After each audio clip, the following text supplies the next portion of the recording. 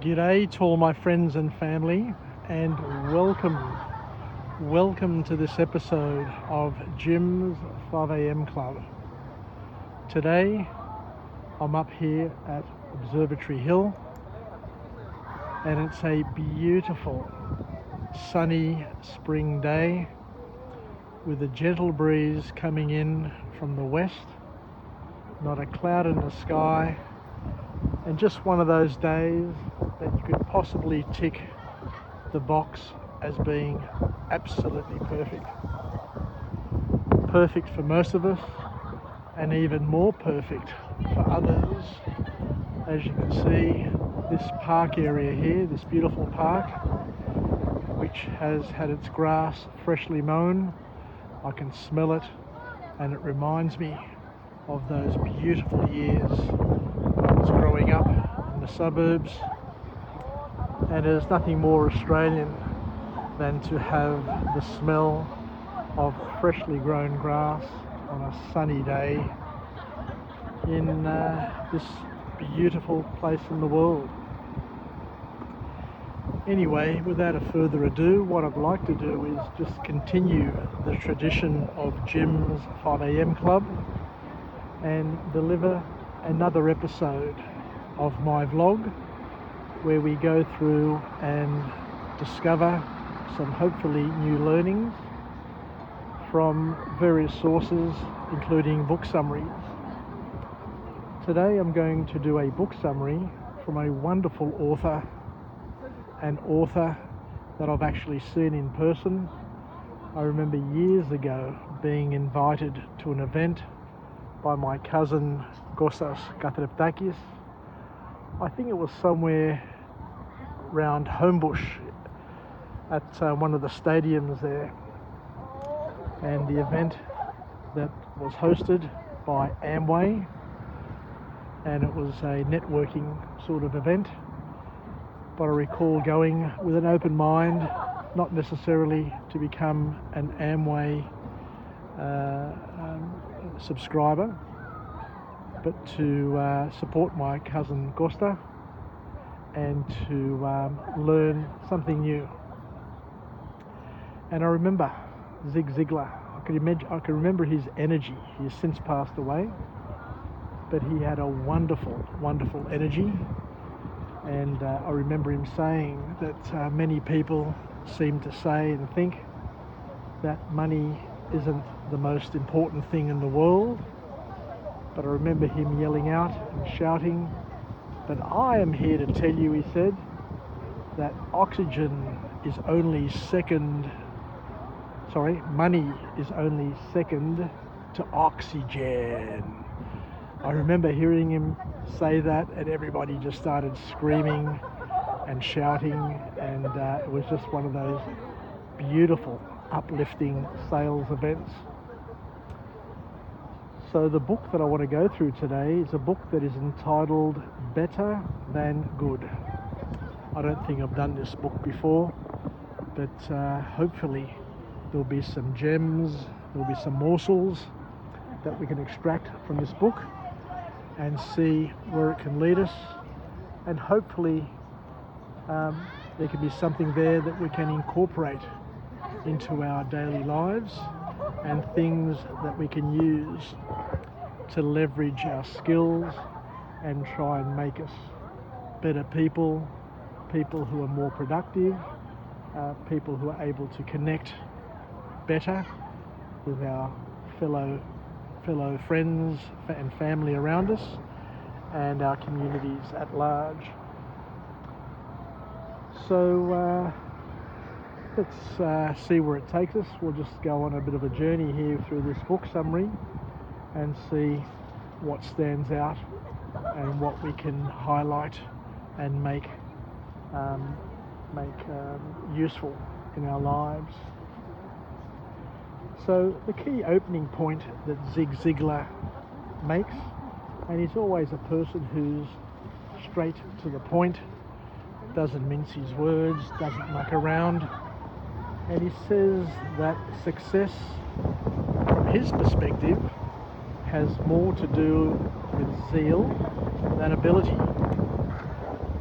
what Zig in his teachings normally says is it doesn't matter how good you are, it's the zeal that you have, it's the ambition that you show, it's your ability to make things happen and to push yourself and to keep going that's going to separate you from everybody else. So zeal is one of those items that we need to have and express and show. I guess zeal can also be talked about in terms of enthusiasm, energy level, all of those sorts of things can describe zeal, and something that I guess we need to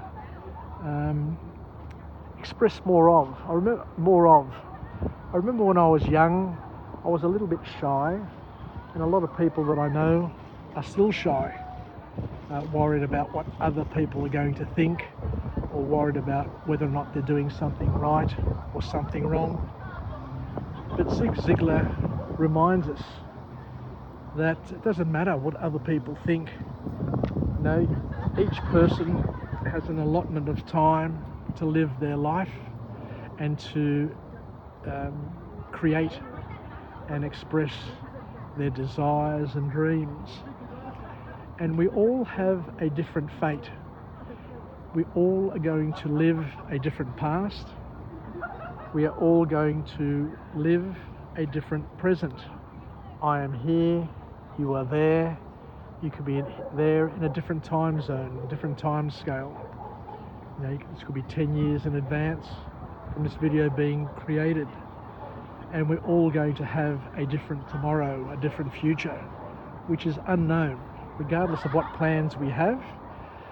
Only God knows where our future is going to take us, and each of our actions, each of our steps are going to lead us to a path which is going to branch out into first, second and third level consequences to ourselves and to others around us. So the author here, Zig Ziglar, makes a beautiful observation where he suggests that there are people who are more passionate in their life about bad things than good things. They focus on the negative. They focus on problems rather than opportunity and solutions. So, you know, once again, Zig is sort of suggesting here that it's important to have zeal, but to have zeal from a positive perspective, to live with positive expectancy, rather than to live with negative expectancy and to worry about, you know, how your life is going to turn out, rather than to try and shape it and to move it in the direction where you want to go. And Zig says something really powerful. He says you simply can't wait for inspiration and purpose in your life. Each and every one of us, as we said, have a different fate. 10 people can try the same thing, and 1 or 2 may succeed, whereas the majority may fail. It doesn't mean that the 2 that failed weren't as good as the other 8. It doesn't mean that the 8 that failed worse off or worse than the 2 who succeeded. Sometimes luck comes into it, and as we said, sometimes fate comes into it. Things that we have no control over. The timing, God's wish. You know, there are lots of things that go into it, but not everything that we're going to do is going to translate into an outcome based on our dreaming. We have to shape it, and we have to accept the good with the bad, and sometimes, you know, things aren't meant to be. But for sure and for certain, according to Zig, You simply can't wait for inspiration and purpose. You have to pursue it. And it's just like a mistress. And the passion will erupt like a volcano. So what Zig is saying here is that you can't wait for inspiration. You can't wait for passion. But once you get started, once you get on that track, once you build momentum, then passion will erupt, and purpose will be created, and you'll figure it out as you're going, and it will build a head of steam. So Zig also says that if you don't inject new energy into anything, things naturally go from a state of repair to a state of disrepair. So in order to maintain the status quo, according to Zig, what we need to do is we need to continue to pursue, and we need to continue to inject energy into things in order to keep them alive, and to keep them maintained, I guess is the best way of saying it. Because passions naturally die. This is a key point. It doesn't matter how passionate you are about something. If you're not doing something on a regular basis to keep that passion alive, what Zig is suggesting is that passion will die a natural death. So we've got to do something. And inspiration is caught. Inspiration is generated along the way. As you scratch the surface and you scratch it deeper and deeper, you gain more meaning, you gain more purpose, and you continue to gain more inspiration. It's self-generating, but you need to do the effort. You need to put in the effort in order to build the inspiration. Because as Zig says, iron sharpens iron, and man inspires man, or person inspires persons. And the gold medal winners get up faster than everybody else. We're all going to fail along the way. The gold medal winners fail more times than the average person. But what sets them aside to everybody else is that they get up faster. They try again. Their faith is more important or more powerful than their fear. And success is basically moving from one failure to another with undiminished enthusiasm, that positive expectancy, that hope that one day, your next day, your next opportunity, your next try is going to lead you to success and to future successes. And Zig says something which is really powerful and really profound. He says that nobody can go back in life and make a brand new start. Now, our life is a sequential event of compounding consequences and opportunities. But what he says is, whilst you can't go back in life and make a brand new start, you can start now, right now, and make a brand new ending and a brand new path and a brand new outcome. So it takes about a decade, according to Zig, to become good at anything. But in order to get a decade's worth of experience, you need to start now. You can't start when you're ready, because you'll never be ready to start. You basically need to start now and get going. And to understand that genuine happiness comes from what we do for others and we need to do it with love, because when you do things with love and you do it for others, amazing things manifest, amazing things happen. And he encourages us all to smile, because through smiling, it's the greatest influencer. And we need to invest in people. And he says another thing which is really good, especially for people who are in management. He says that we need to invest in people, and people don't really care how much you know until they know how much you care about them.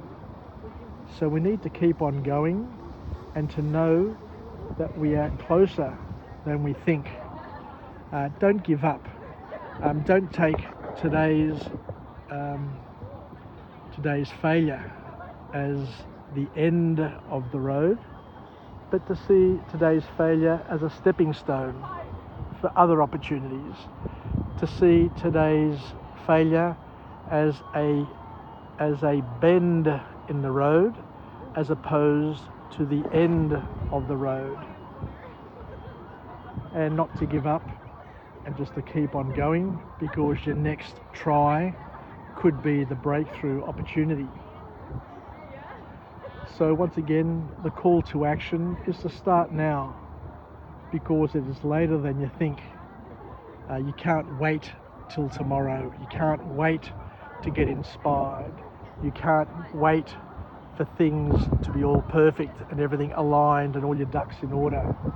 You need to get moving now and to make your future manifest itself if it's meant to be. Remembering that not everything is going to be the way you expect it to be, the way you want it to be, but by taking one step at a time, you're going to be one step closer. And by being an option thinker, you know what you want, you know the outcome you desire. You just need to be flexible in your approach in order to do what's needed along the path, to go over, under, through all the barriers that are going to present themselves, that are going to surely present themselves from day to day. It's not going to be an easy road, but if you know where you're going, you know where you're starting from, and you've got the enthusiasm and the zeal required, then you'll figure it out along the way and do whatever it takes at the right time to get where you need to be, and to maintain the rage, maintain the momentum, and to keep on going and to build inspiration along the way. Anyway, take care everybody, and thank you for joining me on this episode of Jim's 5am Club. For those who are in Sydney, this place where I am today, Observatory Hill, is an awesome place to come and have a picnic with your family and friends, to set up a little table, to set up a picnic mat, to have some sandwiches, a few drinks, and to have this magnificent view of this monument, this famous monument, which is world renowned, the Sydney Harbour Bridge, with the two flags aloft. And on this beautiful cloudless day, it is, as I said earlier, as close as we can come to perfection. So take care, wishing you all the very best. I hope you can join me on other vlogs, other 5am clubs. You can subscribe to my YouTube channel, which is Jim's 5am Club, and you can hit the little bell to get alerted to when I have my next vlog available. I try and do one a day. I used to do as many as 10 a day in the early days when I was trying to achieve my goal of 1,000 in 1 year, which incidentally I achieved. And now this one here is number 1,426. And I am, at this point, if I'm not mistaken, one of the most prolific vloggers, not only in Sydney, not only in Australia, but in the world, on personal development material. And I do something different every day. And I've been through over 1,000 book summaries, and I'm able to take what is in that book summary and talk about it, and also supplement it and complement it with learnings that I've been able to take from other book summaries and personal learnings, so that we add my OPE to other people's OPE. So we add my slithers of reality to other people's slithers of reality, so that we can improve, enhance, and broaden our perspectives. So what you can do is you can take my perspective, you can take the OPE from the book summary, and you can add your spin to it based on your life experiences, which are very, very different in many ways to my experiences and to the author's experiences. But what we can do is that we can work together to grow and develop, to live, learn, and pass it on, and hopefully create a benchmark and a baseline for others to be able to use as a starting point to do even better, even bigger and better things than we have done in our lives. To sit on our shoulders, to sit on your shoulders, and to make this world a better place, a place that is based on love, a place that is based on contribution, a place that is based on collaboration and cooperation, as opposed to a world that is divided and individual, and me versus you versus everybody else. We're all here for a short time. Let's make sure that we use our allotted lifetime to do the things that we're meant to do, to serve God with all our heart, mind, and soul, with all our gifts and abilities, and to use those wonderful gifts and abilities to serve our neighbours, to serve each other, to help each other, to complement and supplement each other's strengths and weaknesses.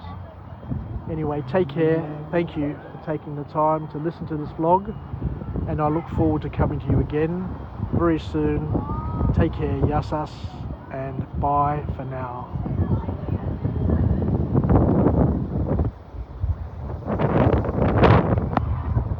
Ciao.